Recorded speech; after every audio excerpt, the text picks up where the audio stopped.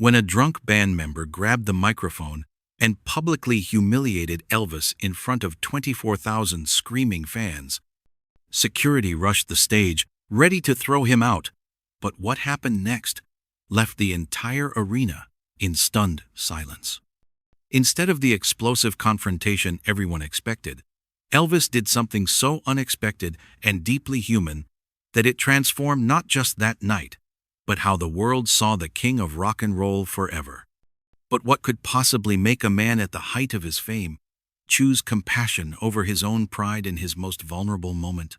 The Las Vegas arena throbs with electric anticipation on this sweltering August night in 1970. The massive crowd has packed the venue across multiple shows, their collective breath creating a humid cloud that mingles with cigarette smoke and the sharp scent of bourbon from the VIP tables. Brilliant beams slice through the haze like searchlights, casting long shadows across the red velvet seats where women clutch their pearls and men loosen their ties, all waiting for him. The air itself seems to vibrate with expectation. Cocktail waitresses weave through the crowd carrying trays of martinis and whiskey sours, their high heels clicking against the polished floor in rhythm with the low murmur of conversation.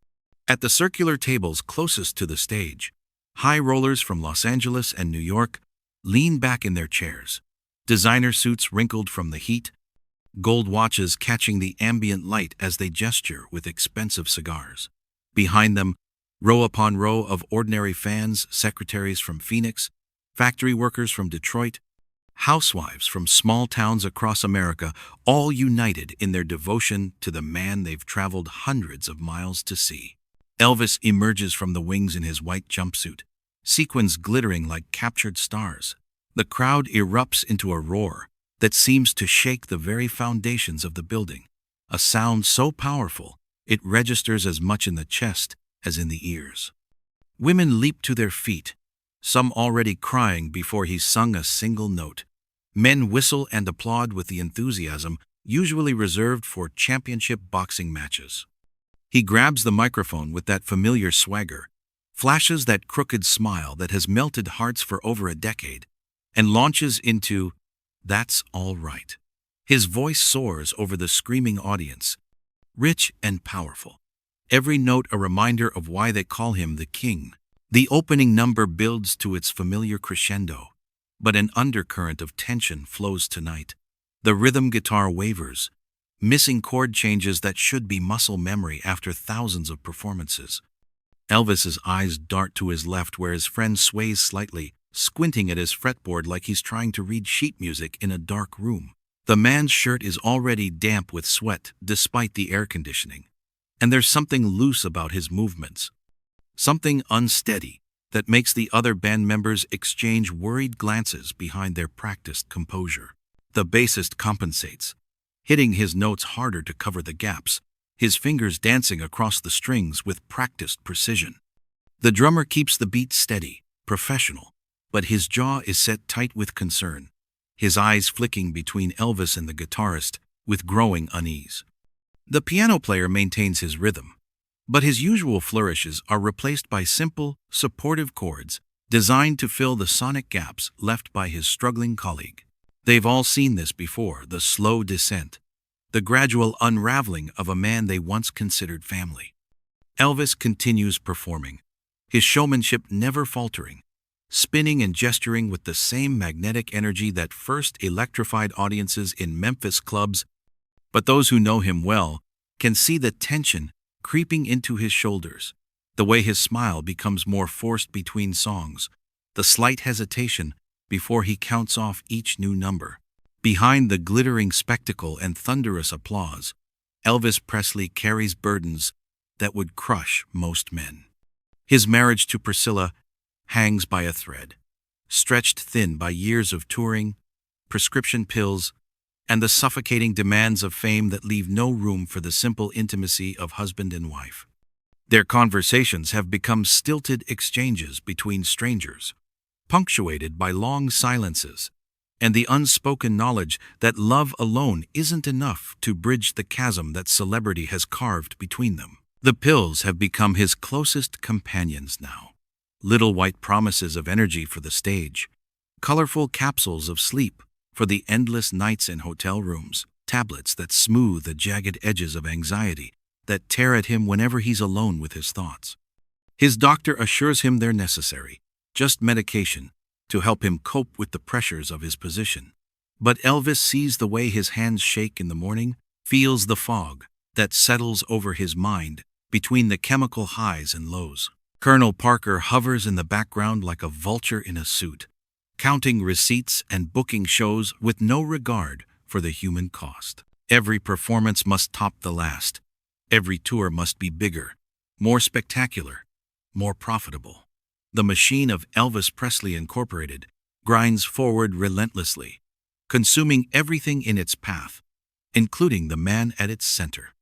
There's no time for rest, no space for healing, no room for the kind of authentic human connection that his soul desperately craves. Tonight's guitarist was once more than just a band member. He was a friend, a confidant, someone who understood the music from the inside out. They'd spent countless hours working out arrangements, finding the perfect chord progressions that would make songs soar. But fame has a way of poisoning even the closest relationships. The money, the attention, the constant pressure to perform has driven wedges between men who once shared everything. Now Elvis watches his friend drowning in alcohol, sees the resentment building behind bloodshot eyes, and recognizes the same desperation he feels in his own reflection. The audience sees only the king, the larger-than-life figure in glittering costume, who can command their attention with a simple curl of his lip. They don't see the man who lies awake at 3 a.m. wondering if this is all there is, if the rest of his life will be an endless parade of hotel rooms and screaming crowds.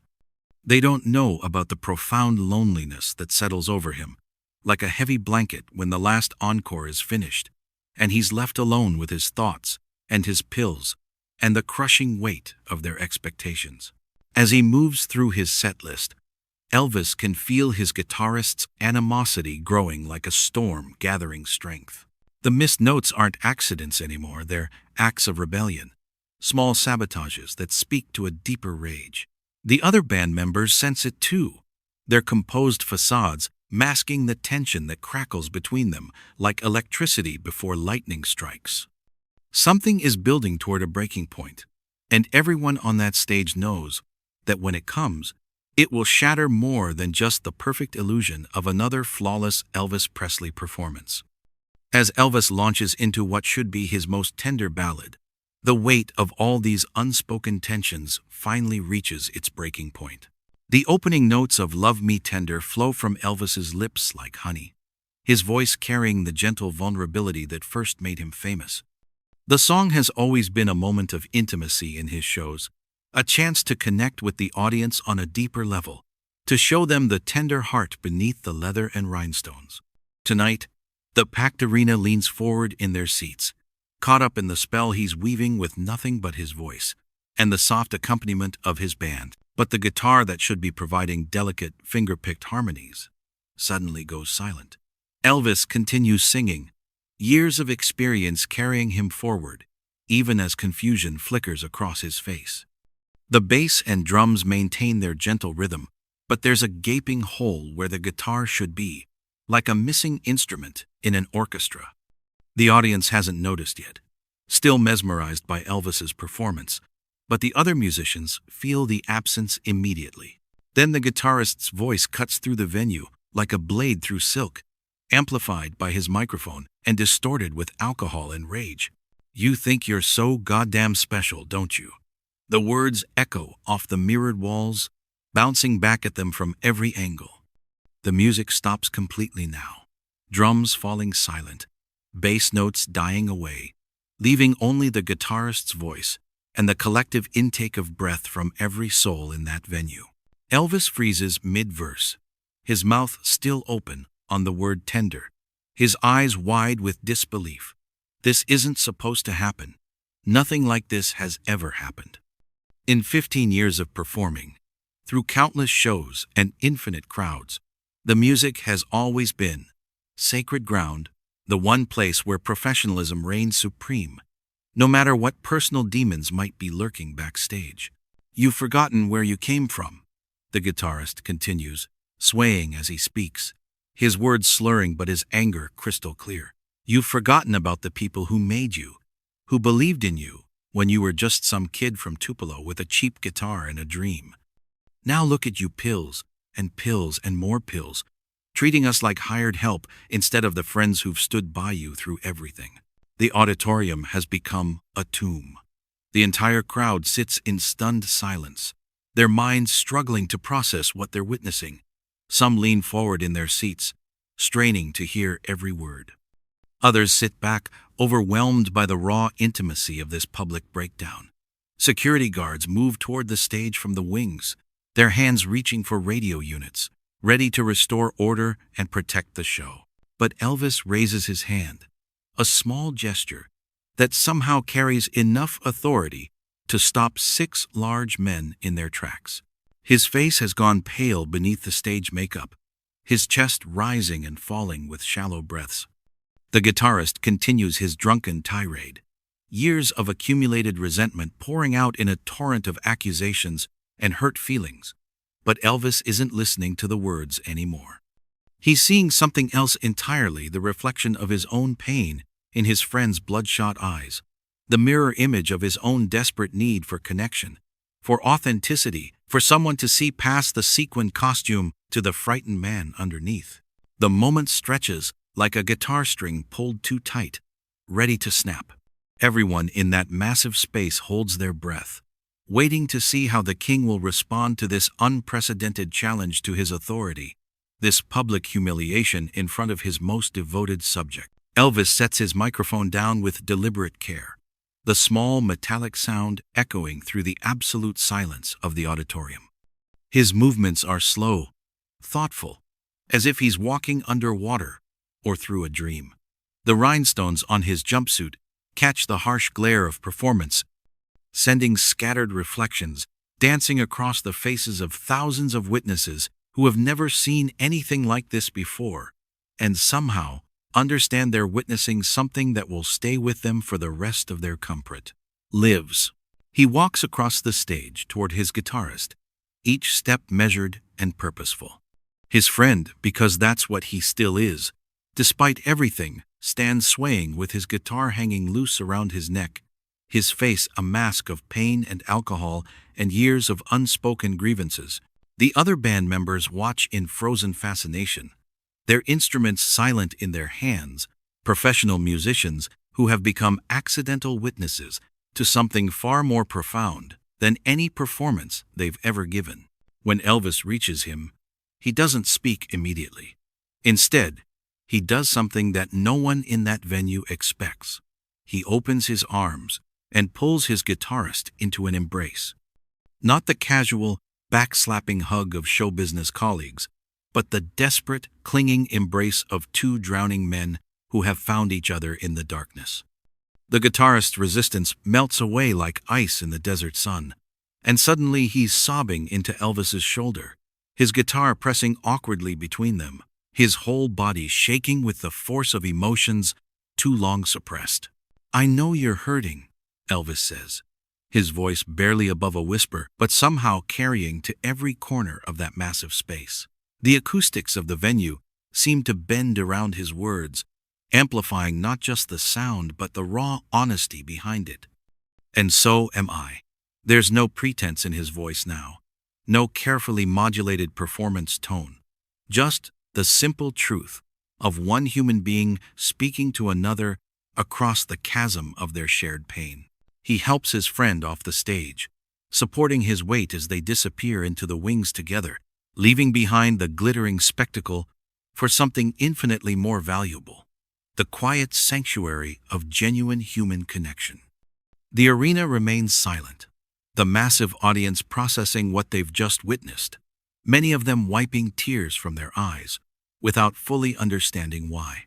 When Elvis returns to the stage alone, he carries only an acoustic guitar. The elaborate sound system, the backing band, the carefully choreographed performance, all of it has been stripped away, leaving only the man and his music.